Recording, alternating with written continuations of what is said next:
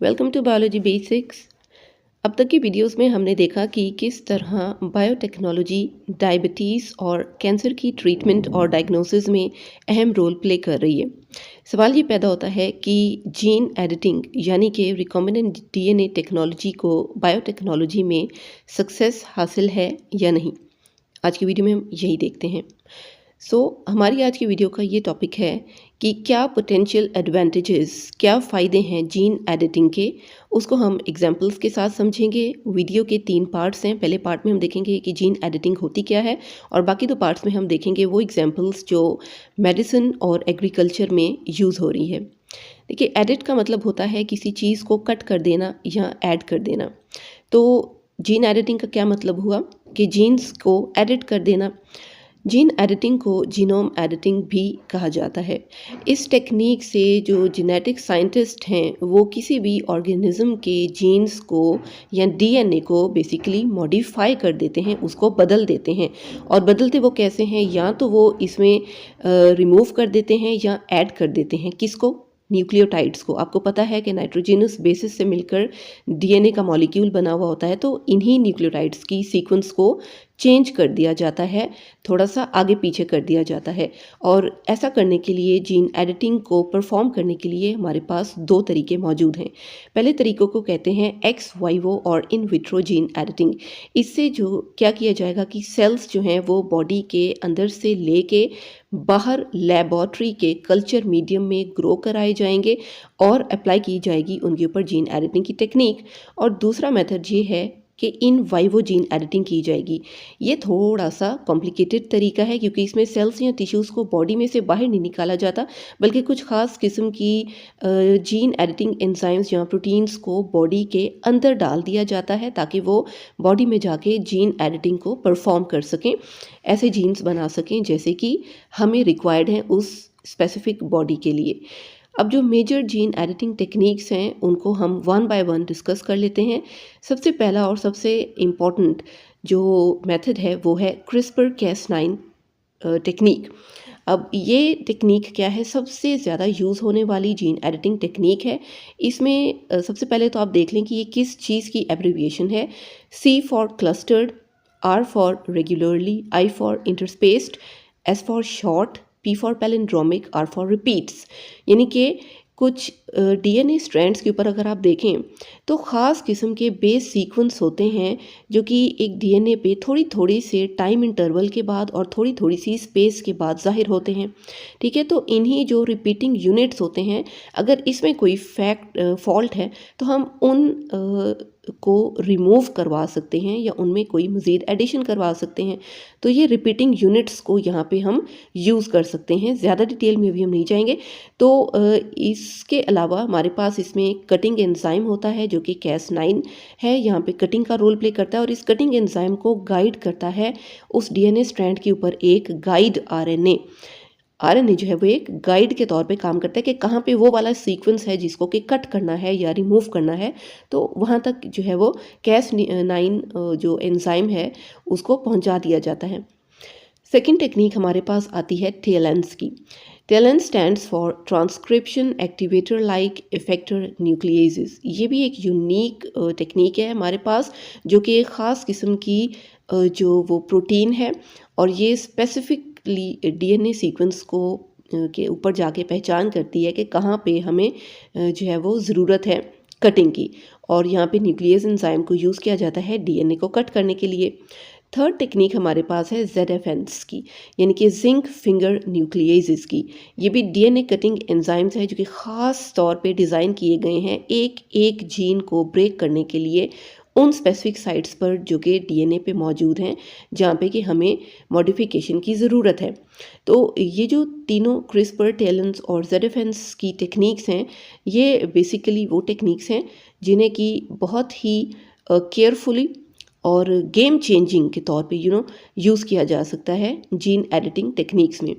उसके अलावा इन सब में एक चीज़ कॉमन है कि बेस एडिटिंग की जाती है, यानी कि बेसिस को रिमूव किया जाता है या ऐड किया जाता है। ये भी क्रिस्पर थ्योरी से मिलती जुलती है और इसमें डीएनए के स्ट्रैंड्स को उस तरह से कट नहीं किया जाता बल्कि न्यूक्लियोटाइड जो बेसिस हैं उनको रिप्लेस कर दिया जाता है। यानी कि एडेनिन की जगह जो है वो ग्वानिन यूज़ कर किया जा सकता है और साइटोसिन की जगह थाइमीन को रिप्लेस किया जा सकता है। यानी कि इस टेक्निक में पूरे के पूरे डीएनए स्ट्रैंड को आपको कट करने की ज़रूरत नहीं है, ना ही जीन्स को जो है वो कट करने की ज़रूरत है, बल्कि सिर्फ़ और सिर्फ जो न्यूक्लियोटाइड बेसिस हैं जो हमारे लिए प्रॉब्लम क्रिएट कर रही हैं, क्या प्रॉब्लम क्रिएट कर रही हैं ये भी हम आगे समझते हैं।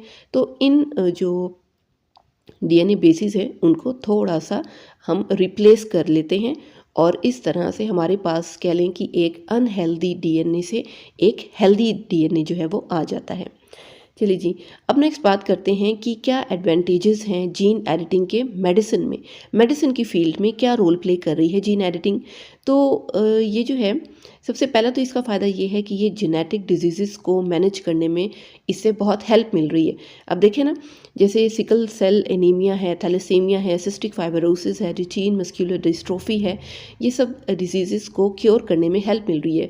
देखिए, जहाँ पे बात होती है कि बहुत ज़्यादा मेडिसिन लेनी पड़ रही हो, तो अगर ऐसी कोई टेक्निक आ जाए कि कम से कम मेडिसिन लेनी पड़े या मेडिसिन लेनी ही ना पड़े, बल्कि सिरे से ही ह्यूमन बॉडी के अंदर से उस जीन को ही निकाल के बाहर फेंक दिया जाए और उस अनहेल्दी जीन की जगह एक हेल्दी जीन इंसर्ट कर दिया जाए, एक हेल्दी आरएनए या डीएनए इंसर्ट कर दिया जाए, तो क्या ही बेहतर है। मेडिसिन की ज़रूरत ही नहीं पड़ेगी, तो हुआ ना फ़ायदा। ओके, नेक्स्ट क्या है कि जो प्री क्लिनिकल टेस्टिंग और ड्रग डेवलपमेंट है उसमें भी आसानी होती है। यानी कि हम पहले ही बीमारी की जो है वो किसी ह्यूमन की बजाय किसी जानवर पे टेस्ट कर लिया जाए, जो भी नई मॉडिफिकेशन करके जीन या डीएनए बनाया गया है। और जैसे आपको पता है कि देखिए, ह्यूमन जीन्स को माइस में पहले इंसर्ट कर दिया जाता है मॉडिफाई करके, फिर डिफरेंट डोजेज़ जो मेडिसिन की तैयार की जाती हैं उसको चेक किया जाता है कि कितनी कम या कितनी ज़्यादा अमाउंट में ये बेनिफिशियल साबित हो रही है। अगर माइस पे साबित हो रही है तो ज़रूर ह्यूमन पे भी जो है वो साबित होगी। तो ये जो पहले से ही मॉडल एनिमल्स पे टेस्टिंग कर लेना है, और तो ये भी बड़ा फ़ायदा पहुंचा रहा है हमें। इसके अलावा कैंसर की थेरेपी है, इस पे प्रीवियस वीडियो भी मौजूद है, आप देख सकते हैं जाके। तो बायोटेक्नोलॉजिस्ट जो हैं वो जीन एडिटिंग के थ्रू बड़ी आसानी से मॉडिफाई कर रहे हैं या नॉकआउट कर रहे हैं ऐसे जीन्स को जो कि ट्यूमर के ग्रोथ का सबब बन रहे हैं, यानी कि कैंसर को बढ़ाने का सबब बन रहे हैं। ये भी वही बात है कि ऐसे जीन जो ख़राब हैं उनको निकाल बाहर किया जाए बॉडी में से और उसकी जगह हेल्दी जीन्स को रिप्लेस कर दिया जाए, तो इस तरह ट्रीटमेंट भी हो जाएगी और दवाइयों की भी ज़रूरत नहीं पड़ेगी पेशेंट्स को उस तरह से। क्योंकि ऐसे जो जीन्स हैं वो जाके सीधा सीधा जो कैंसर के सेल्स हैं उनको टारगेट करते हैं, ना कि वो हेल्दी सेल्स को डिस्टर्ब करते हैं। ठीक है, नेक्स्ट हमारे पास क्या फ़ायदा है कि वायरल रेजिस्टेंस जीन्स बन रहे हैं कि जो भी हमारे पास डिजीज़ हैं, ये इन्फेक्शंस हैं हेपेटाइटिस या एचआईवी की तरह, उन्हें भी जीन एडिटिंग के थ्रू बड़ी आराम से ट्रीट किया जा सकता है। क्योंकि ऐसे जीन्स बनाए जा सकते हैं जो कि होस्ट सेल के रिसेप्टर प्रोटीन्स को जाके टारगेट करते हैं और बड़ी आराम से उन्हें डिस्ट्रॉय कर देते हैं, बजाय इसके कि किसी हेल्दी सेल को डिस्ट्रॉय किया जाए। चलें जी, नेक्स्ट देखते हैं कि एग्रीकल्चर में जीन एडिटिंग की क्या क्या फ़ायदे हैं। देखिए, सबसे पहले तो है इम्प्रूवमेंट इन फूड क्रॉप्स। जो भी हमारे पास फूड क्रॉप्स हैं या फ्रूट्स हैं उनकी जीनोम्स को मॉडिफाई किया जा रहा है, ख़ास किस्म की न्यूक्लियोटाइड सीक्वेंस को बॉडी में प्लांट की बॉडी में इंट्रोड्यूस करवा के, जिसकी वजह से प्लांट की वैरायटीज़ मॉडिफाई हो जाएंगी, उनके अंदर वो ट्रेड्स आ जाएंगी, वो खसूसियात, वो फ़ायदे आ जाएंगे जो कि वाकई एक फार्मर को चाहिए। ठीक है, बीमार पौधे, बीमार क्रॉप्स ख़त्म कर किए जा सकते हैं और सिर्फ हेल्दी क्रॉप्स अच्छी यील्ड के साथ, अच्छी पैदावार के साथ ग्रो करवाए जा सकते हैं। इसी तरह से डिजीज़ रेजिस्टेंट, पेस्ट रेजिस्टेंट और ड्रॉट टॉलरेंट प्लांट्स भी प्रोड्यूस कराए जा सकते हैं। इस टॉपिक पे भी प्रीवियस वीडियोस डिटेल से मौजूद हैं, आप चेकआउट कर सकते हैं। जो सीड्स और फ्रूट्स हैं जो कि न्यूट्रिशन में और टेस्ट में बहुत ही बेहतरीन है, बड़े आराम से अब हम क्रिस्पर कैस9 थ्योरी के थ्रू उन्हें ग्रो करवा सकते हैं। इसके अलावा ये कि डेयरी स्टॉक, डेयरी जो लाइव स्टॉक है उसको बहुत बेहतर बनाया जा सकता है, क्योंकि उन्हें हम वायरल और बैक्टीरियल रेजिस्टेंट बना सकते हैं उनकी जीन्स को के साथ हेर फेर करके। वैसे ये फ़ायदेमंद भी है और नुकसानदेह भी। तो इसको, ये जो जीन एडिटिंग की थ्योरी है, बहुत केयरफुली यूज़ करना पड़ेगा। ठीक है, साथ ही साथ इसको इन्वायरमेंटल फ्रेंडली बनाया जा सकता है, क्योंकि जहाँ पहले के दौर में बहुत ही ऐसे केमिकल पेस्टिसाइड्स यूज़ किए जा रहे थे क्रॉप्स को और फ्रूट्स को प्रोटेक्ट करने के लिए, तो उनका भी अब इस्तेमाल कम करना पड़ेगा, क्योंकि उनके जो प्लांट्स हैं उनके जीन्स ही इतने मॉडिफाई हो गए हैं कि अब वो उन पे कोई वायरस या कोई बैक्टीरिया इन्फेक्ट ही नहीं कर रहा। तो इट मीन्स कि पेस्टिसाइड भी कम, तो जितना कम पेस्टिसाइड यूज़ करना पड़ेगा, यानी कम केमिकल्स यूज़ करने पड़ेंगे, उतनी ही हेल्दी क्रॉप भी बनेगी तो सही, लेकिन साथ साथ हमारी इन्वायरमेंट भी पॉल्यूशन फ्री हो जाएगी, क्योंकि ये केमिकल्स भी आखिर कोई अच्छी चीज़ें तो हैं नहीं। ठीक है, अगर वो प्लांट्स को हेल्प करवा रहे थे बेहतर ग्रो करने में या उनकी अच्छी यील्ड देने में, तो वो हमारी इन्वायरमेंट को भी कहीं ना कहीं नुकसान तो पहुंचा रहे थे। सो लास्ट है बायोएथिकल लिमिटेशंस ऑफ जीन एडिटिंग, और ये तो बहुत ही इम्पॉर्टेंट है। देखिए, बायोएथिक्स में रहते हुए काम करना बहुत ज़रूरी है। जीन को मॉडिफाई कर देना मतलब है कि ये गेम चेंजर है, यानी पूरी तरह एक लिविंग ऑर्गेनिज्म, चाहे प्लांट हो या एनिमल हो या ह्यूमन बीइंग हो, एक ह्यूमन बीइंग का जीनोम चेंज करने का मतलब पता है क्या है? कि आप पूरे का पूरा एक वजूद ही चेंज कर रहे हैं, गेम ही चेंज कर डाली। तो इसके लिए रिस्ट्रिक्शंस हैं। ऐसे ही साइंटिस्ट हर चीज़ पर हर तरह की एक्सपेरिमेंट नहीं कर सकते। ख़ास किस्म की लिमिट्स में रहते हुए ख़ास किस्म के जीन्स को ही चेंज किया जा सकता है, वरना इस तरह तो वही बात है कि दुनिया में हर हर इंसान की ही पता नहीं कितनी कितनी कॉपीज़ बनाई जा सकेंगी। तो बहुत ज़्यादा लिमिट्स में रहते हुए इस जीन एडिटिंग की टेक्निक को यूज़ करने की फ़िलहाल तो परमिशन दी गई है।